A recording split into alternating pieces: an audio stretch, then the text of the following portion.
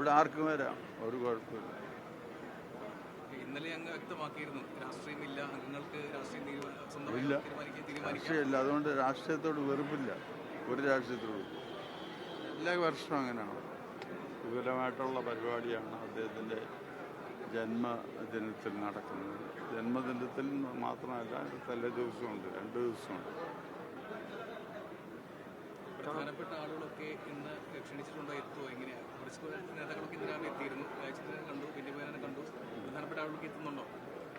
പ്രധാനപ്പെട്ടെന്ന് പറഞ്ഞാൽ രാഷ്ട്രീയ രംഗത്ത് പ്രധാനപ്പെട്ട ആളുകൾ, അങ്ങനെ ഉള്ള ആളുകളൊക്കെ, രാഷ്ട്രീയ രംഗത്തെ പ്രധാനപ്പെട്ട ആളുകളൊക്കെ എല്ലാവരും ഇവരൊക്കെ ഇപ്പോൾ വന്നേച്ചു പോയതല്ല.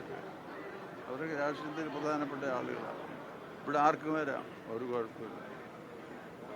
ഇന്നലെ അങ്ങ് വ്യക്തമാക്കിയിരുന്നു രാഷ്ട്രീയമില്ല, അംഗങ്ങൾക്ക് ഇല്ല, രാഷ്ട്രീയമില്ല. അതുകൊണ്ട് രാഷ്ട്രീയത്തോട് വെറുപ്പില്ല, ഒരു രാഷ്ട്രീയത്തോട്.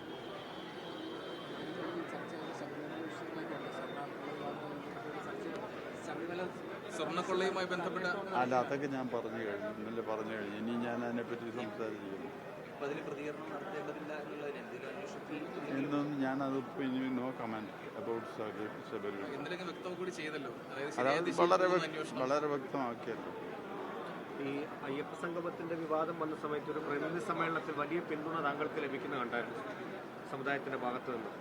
ആ പിന്തുണ ഊട്ടിയുറപ്പിക്കുന്നതാണ് ഇന്നത്തെ ഈ സമ്മേളനം. അത് നിങ്ങൾ നിശ്ചയിക്കണം, ഞാനത് പിന്തുണയാണോ അല്ലയോ എന്ന്. തെരഞ്ഞെടുപ്പൊക്കെ വരാൻ പോവുകയാണ്, നിയമസഭ അടുത്ത് വരികയാണ്. അപ്പോഴും ഈ സമദൂരം ആ നിലപാട് തന്നെ ആയിരിക്കും അപ്പോഴും? തീർച്ചയായിട്ടും, അതിന് യാതൊരു സംശയവും. ശരിദൂരം ശബരിമല വിഷയത്തിൽ മാത്രമേ ഉള്ളൂ. അതിനെ രാഷ്ട്രീയമായിട്ട് കുഴയ്ക്കേണ്ട കാര്യമില്ല.